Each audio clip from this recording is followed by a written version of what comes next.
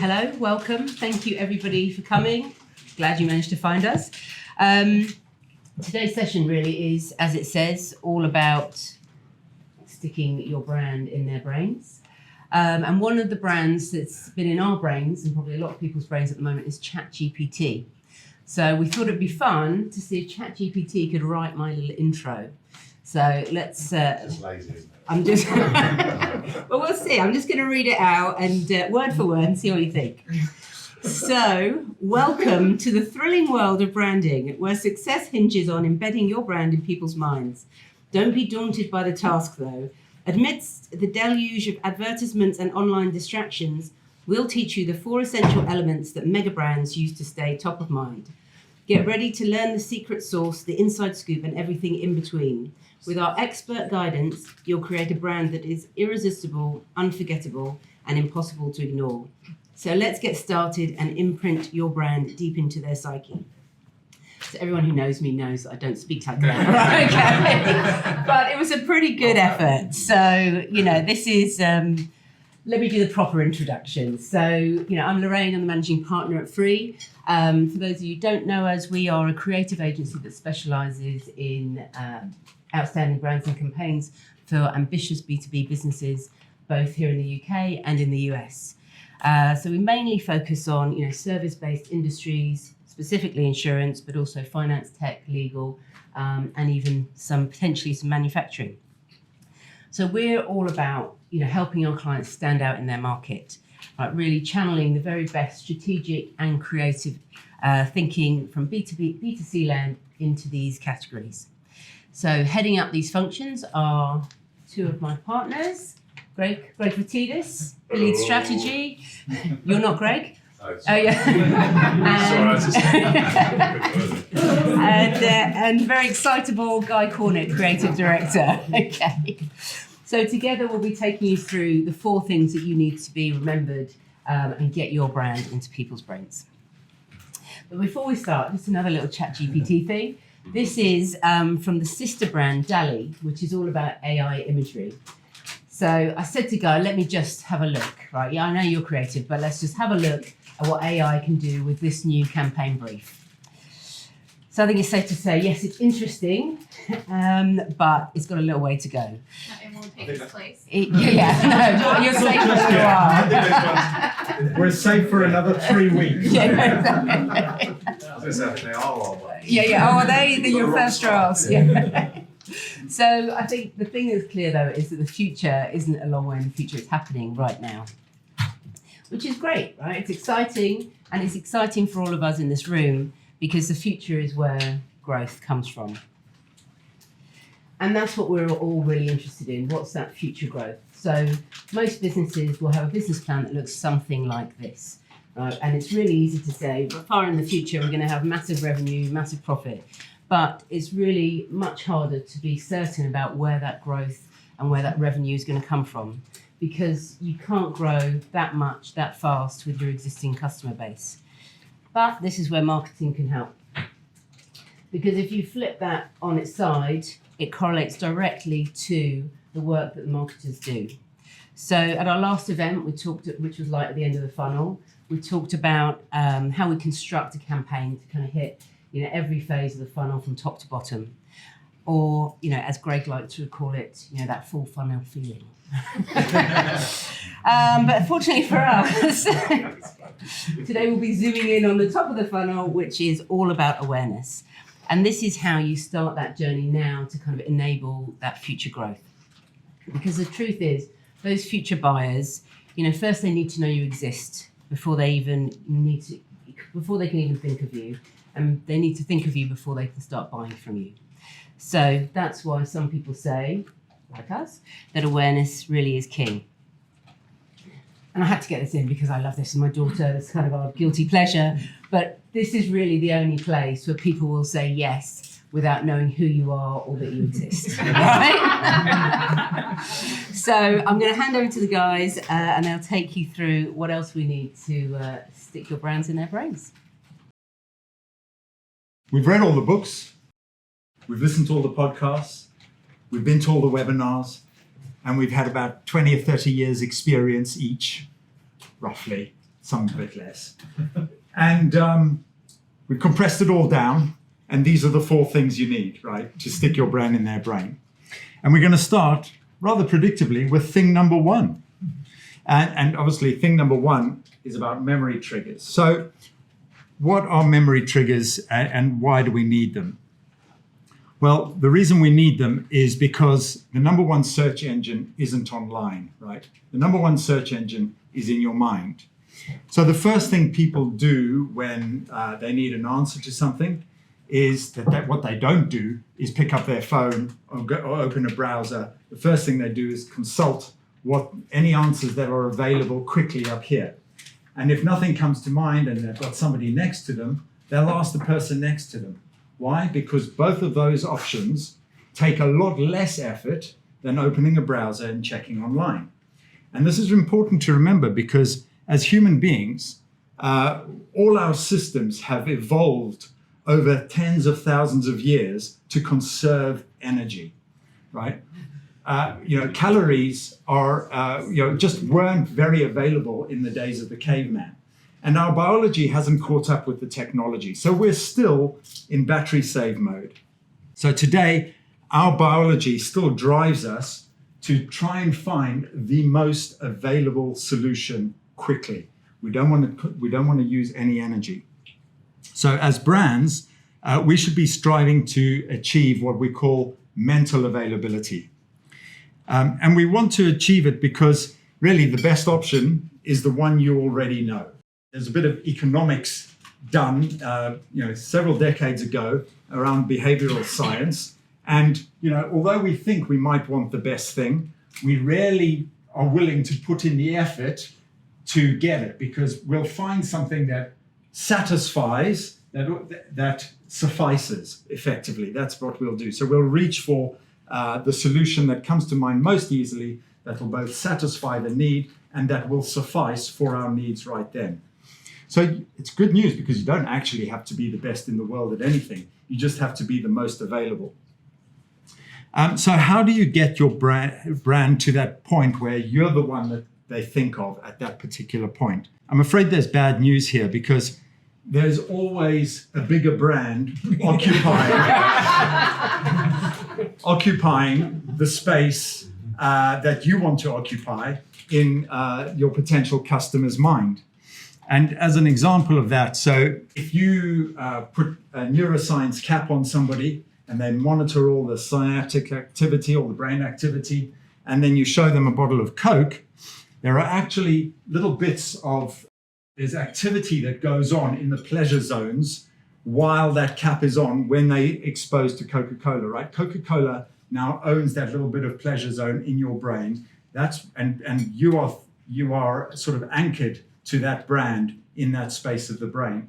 And that's bad news for Pepsi because Pepsi can't shake that out, right? That's 130 years worth of conditioning, brand conditioning to get that, to earn that space.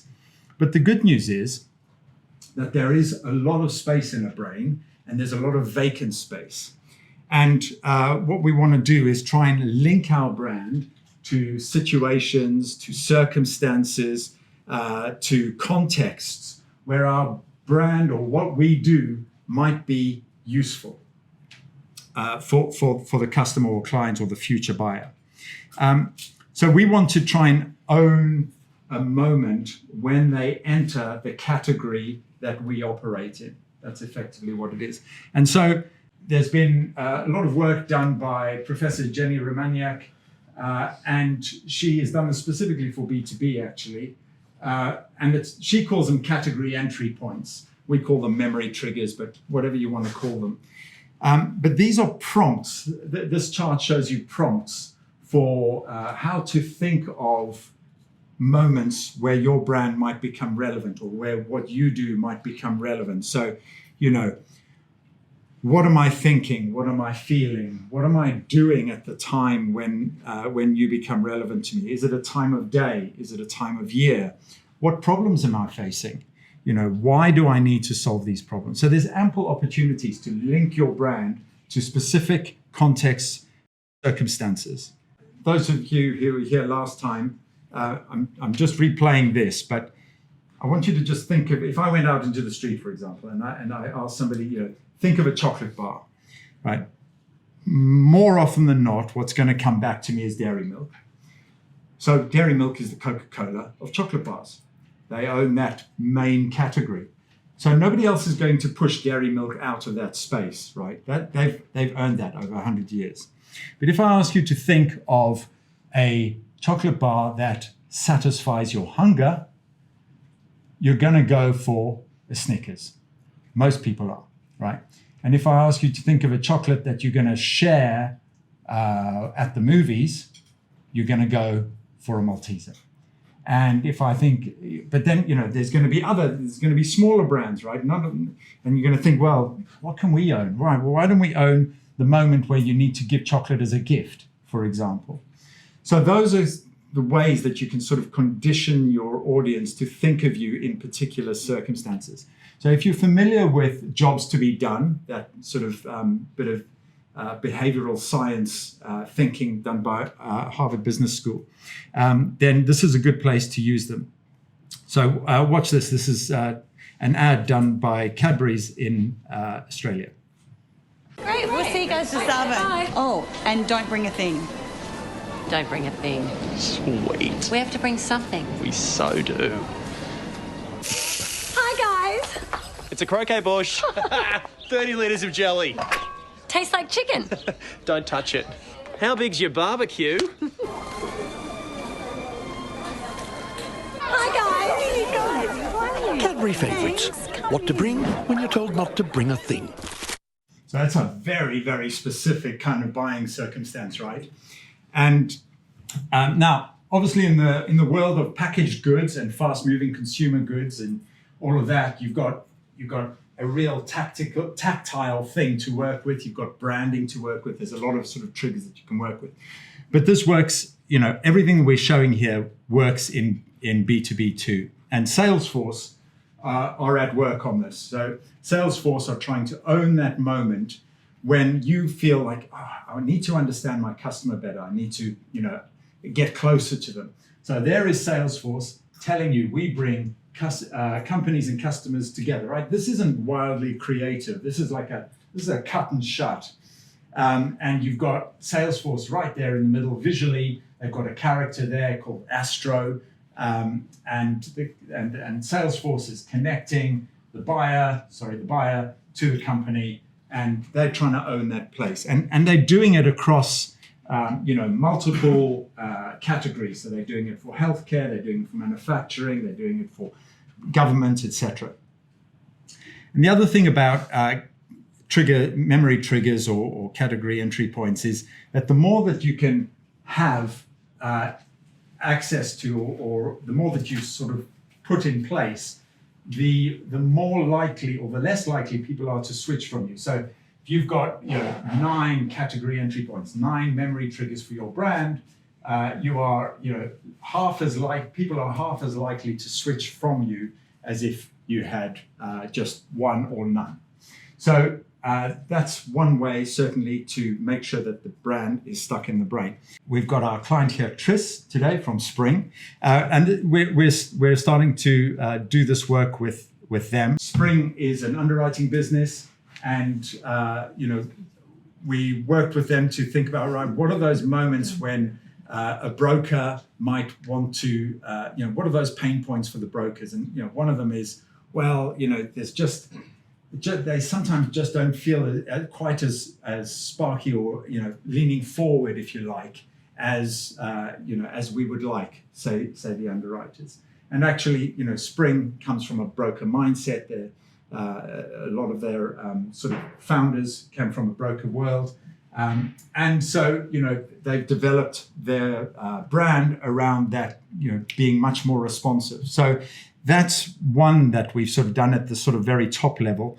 But we've also done a number of others that talk about, how, more flexible underwriting, faster turnarounds, higher limits. So that's thing one, the memory triggers, anchoring your brand to a moment or a thought or a circumstance when your brand will become relevant.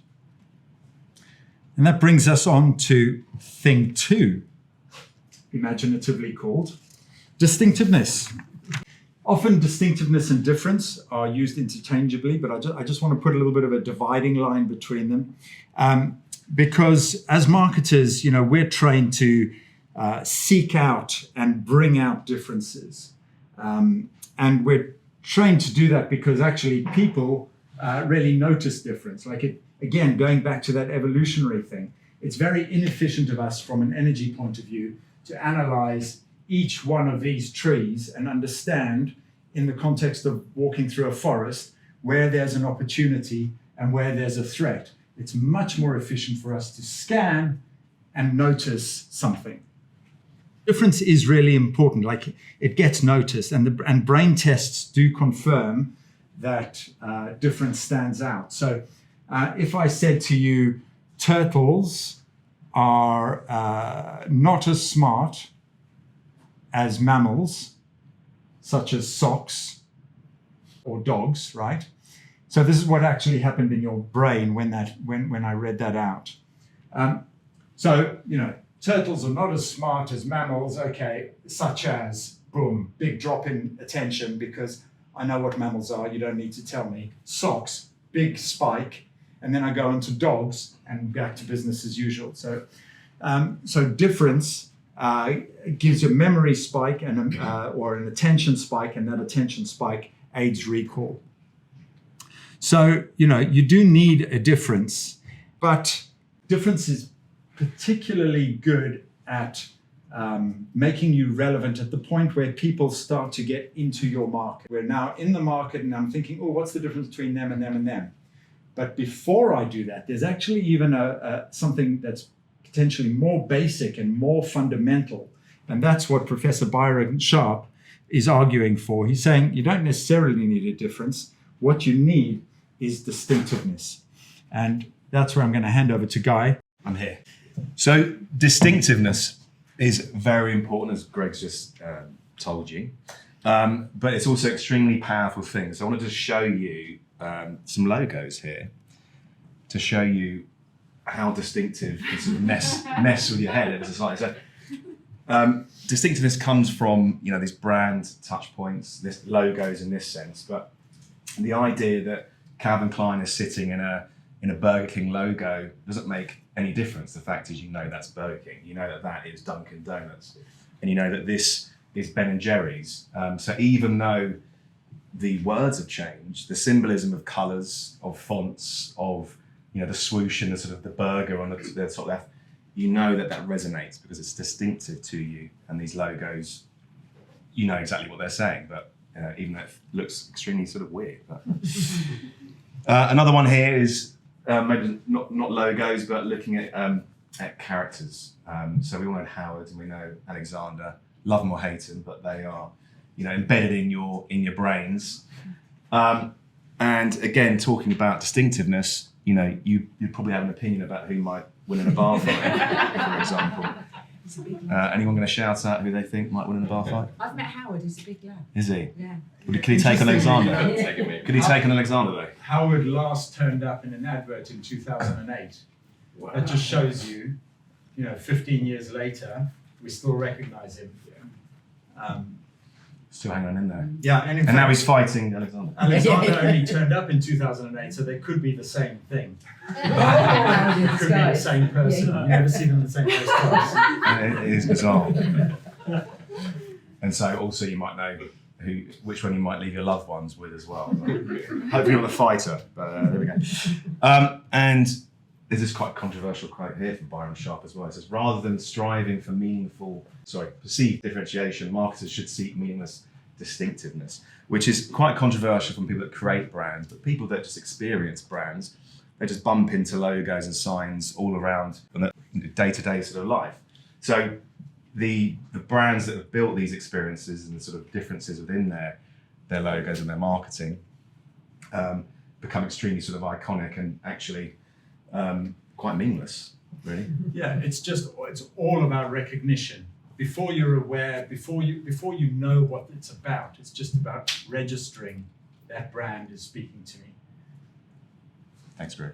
Sorry. No, it's good. Keep going. I'm going to need a lot of it through this. There's loads of different ways that you can approach your brand. You know, it doesn't have to be just logos or characters. You know, you can think about loads of different other ways of how the identity system you can become distinctive, basically. So using logos is one of them. You know, so where you've got a brand mark on the left-hand side, or you've got, you know, colours, unique typefaces, design features or sort of super graphics, a tone of voice. We all know that's Brewdog, right? And characters, more of those. Photography, you know, just using a crop there, you know, it's Muller Corner, for example. One for you. And sound. Yeah. But all these things help you build a brand that stands out and not a bland, effectively. So if you can get your distinctiveness there and keep going with it, you know, you'll get that brand recognition. So much so, I mean, there's this product here which you may or may not recognize, but we've actually put our typeface in that, and hopefully you still know what that brand might be. Anyone a guess? Guinness, there we go. Yeah, exactly. So just from the black and whiteness of that single product and a constant reinforcement of that across their touch points, across their, you know, art direction, everything, that just resonates and sings now. So you just know exactly who that is, you know, exactly what they stand for. And, you know, Doritos did it really interesting. They did an advert and totally just stripped all of their logos out of their product and then ran this ad, and just all they had was the sort of semiotic links between the triangles that you see in the video and the triangles that you get from the crisp, and also my sort of favourite bit there, which is the smudge of the cheese on your top as you sort of wipe it off. But all these sort of visceral, distinctive, iconic pieces. And they ran that through, you know, across everything really. And, you know, it does work. You know, brand awareness rose by 76% and purchase consideration by 93%. But again, as Greg says, you know, going back to sort of B2B as well, you know, these guys didn't stop there. They started to make characters that would identify with a lot of their audience. All these guys have, you know, names, backstories to identify and build those connections with their audiences. And we're also very lucky. One of our clients, this isn't the logo and branding that we did, but this is what they came to us with. And they're, you know, 3 generations, granddad, dad, son, you know, building this amazing agency in Maine, in America. And as with all youth, they want to sort of turn it all upside down and do something completely different. So they want to go and launch their brand in New York to property real estate agents. And so Greg did a workshop, and they worked out that their actual archetype is the warrior. So as you can see by this, it needed to change ever so slightly to harness the warrior archetype. So we create this quite premium looking, edgy brand, again, sort of having that distinctiveness there. And then we looked at, you know, real estate, and especially New York, about what identifiers they might have in New York as a place. You know, there's an iconic designer called Sol Bass who created posters and print publication in the 50s and 60s. We had this quite dynamic, revolutionary style. But then we partnered that with, you know, blueprints of quite an iconic visual that people in real estate would understand, which is the blueprints. But we married those two things together, created that distinctiveness, and then went to market with, you know, sort of standout creative, big bold headlines. So, you know, quite a punchy tone of voice there. But you can see the sort of graphic devices working, and then just rolled that consistently across everything. You know, so we had the logo, video, we had events, and had, you know, got some really great cut through, and, you know, $172 back of every dollar spent. So it's quite a successful campaign. So again, yeah, to Greg's point, this distinctiveness does work. Creativity is thing 3. But why creativity? Well, because it saves you money. So creativity buys you attention, and the more attention you get, the less you have to spend on media. Or the more you can spend on that media, the more your brand accelerates. and it's not just us as a creative agency. You would say that, wouldn't you? Right. But it's been shown in numerous studies across numerous types of campaigns, etc., that really creativity does give you a great return on your investment. But what kind of creativity are we looking for to lodge our brand in people's brains? Because the thing we need to remember, and it's again going back to that scanning the trees thing, is that we've got all these filters in place, right? We've got rational filters blocking information that isn't relevant to us right now. But what gets past these filters? Feelings, right? Emotive work, emotional connectivity goes straight through. It doesn't get filtered at all. It's fast. It goes through in an unconscious way. And it is a really good way to build brand associations. So really what we are looking for in terms of creative is really this very emotive creative. In fact, they found that with brand building, the more you move away from rational messaging to pure emotion, the more effective advertising is. And I think that bore out in that Doritos ad that you showed, Guy. It was all just feeling. Now, that's not to say that we don't want any rational messaging or that rational messaging doesn't work. It absolutely works. It works very quickly, and it works for people who are in the market right now. But remember, those aren't the people who are going to grow your business. The people who are going to grow your business are the people you don't know. The people who are out. There's many more people out there who don't know you, who don't use you, than who do. And this type of messaging has absolutely no effect on uplift over the base sales. It has no long-term effect. You can't just add to it and hope that it adds up to something. It doesn't. But emotive messaging does build. It builds with those out-of-market buyers, and actually the messaging works for in-market buyers as well. So the combined effect, if you take it over, say, 2 to 3 years, and you're doing both of these things at the same time, it's not an either-or situation, is that you do get the spikes of those rational messages for the people that are ready, but you're also building your brand for the people who are on their way to being ready. The thing to remember here is that building awareness isn't about transmitting messages like rational messages or information or data or anything like that. It's much more Pavlovian.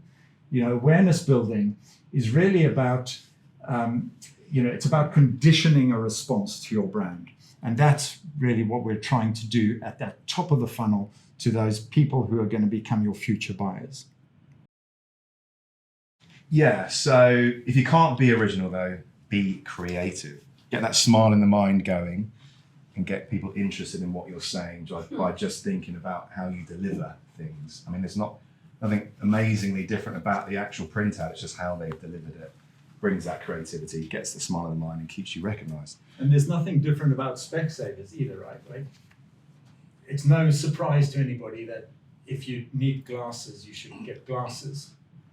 It's not, they don't have a differentiator at all, but they do have creativity on their side. Yeah, and so it's about sort of getting that breakthrough with creativity. And that's what we did here. So Realm came to us quite a short period to sort of work through this job. But they wanted to break through and help people in sort of emerging markets such as, crypto, Bitcoin, marijuana, psychedelics, all the good stuff.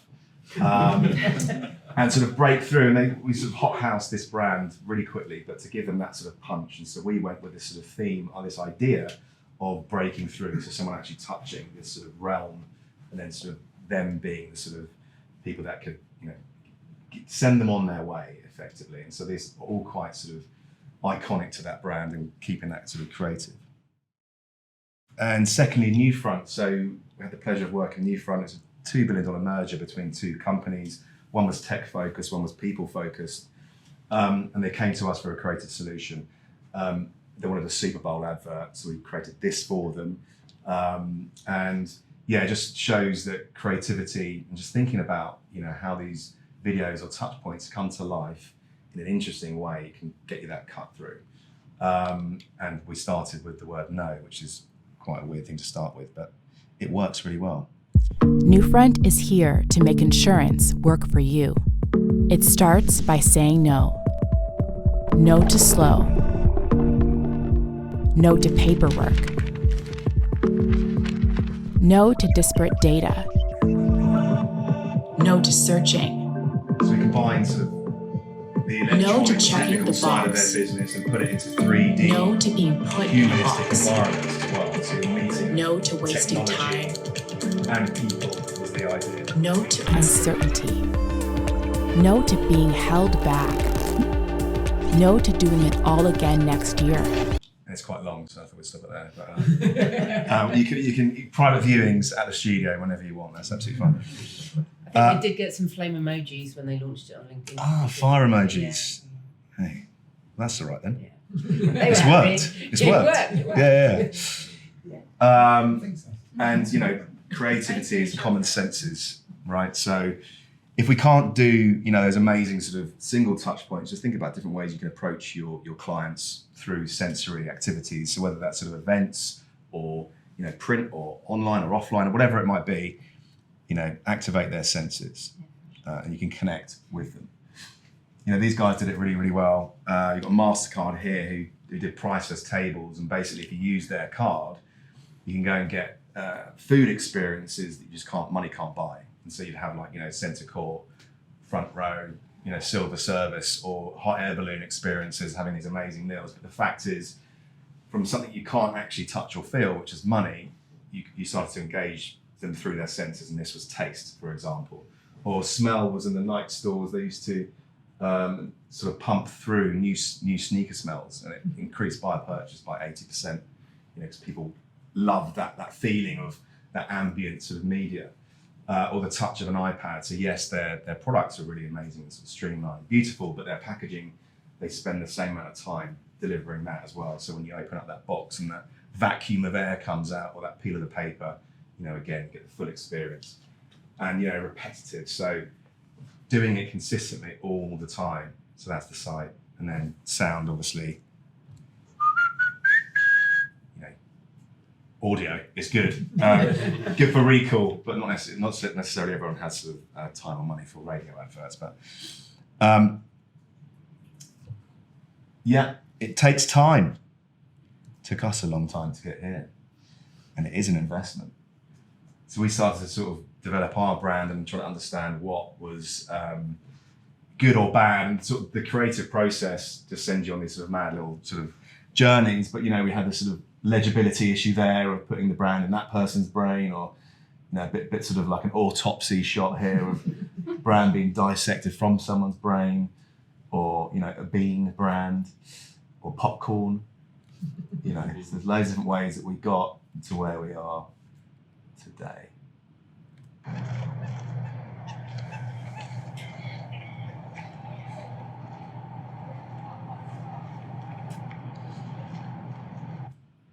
There we go. So, thing 4 is presence, which probably appropriately is the most important thing. That's why I'm doing it, right? So it goes. I think we all know, you know, that old adage, out of sight, out of mind.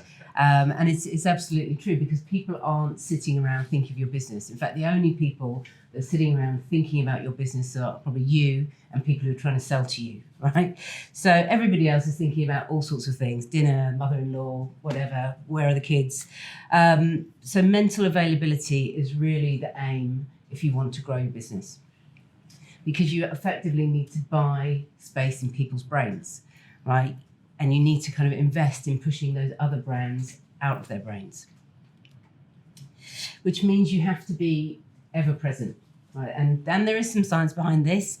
You know, if you're out there reaching new audiences faster and to a greater extent than your competitors, then your share of voice will grow. And if your share of voice will grow, your share of market will grow accordingly, which, if we think back to right at the beginning, you know, if you're trying to achieve that predictable growth, this is how you do it. So it's also worth bearing in mind that the reverse is also true. And if you stop kind of growing that share of voice, you don't just stand still, you go backwards, because your competitors are kind of doing that thing. Don't just take my word for it, right? It's science. So, there is a case for investment, but this is kind of one of the key challenges that most of our clients experience is, where do you get the most bang for your bucks? Because we're not dealing with an infinite amount of budget. But again, the marketing scientists have run those numbers and they've worked out the kind of by each sector, really, which is the best, the optimal split between that emotive brand messaging and the kind of much more rational sales activations. So across this, you can see that really a lot of it should be spent at that awareness stage at the top of the funnel, which makes a lot of sense when you think about the new rule, not the 80-20 rule, Greg has told me, it's the 95-5 rule, which basically says only 5% of your target audience are actually in market right now. Which is why, to grow your brand, you need to reach the people who aren't in the market now, so that when they do enter the market, your brand is the one you're familiar with. And the thing here is talking about, bang for your buck, is that messaging to out-of-market buyers will be as effective for in-market buyers, but the reverse is not true. So it's worth thinking that when you're building your campaigns. So ultimately, being present is critical to growth. Consistency, being consistently there, being top of mind, creating more memory triggers, being distinctive with your assets, and being more creative with your brands and your campaigns. That's really, presence makes more of everything. So the takeaways, doing basically 90% of these things will definitely help you grow your business. So build more memory triggers, make your brand more distinctive, so be more memorable, invest in emotive creativity, and most importantly, get out there with your brand and carry on being out there with your brand. But we are a creative agency. We're not going to end on a boring bulleted list. Okay. No, we're going to end with a slide that shows a graph. So, putting your brand in their brain, those are the 4 things, the memory triggers. If you can get into a place where you're owning a moment, you get primacy, which is, gives you a high recall. So if you're the first one to own a space, you get high recall. If you're what we're calling the oddity, so that's the distinctiveness, or you're standing out with creativity, you get high recall. And if you're out there all the time with your presence, you get high recall. So, those are how people process and create memories for themselves. So that is how we suggest you get that, you stick your brand in their brain. And so that's it for us for now, and also to let you know that we are going to be having another one, another event. Our next event is going to be about the middle of the funnel, where we're going to be, helping you understand how to get eyes all over your brand for those people who are starting to enter the category and get into the market.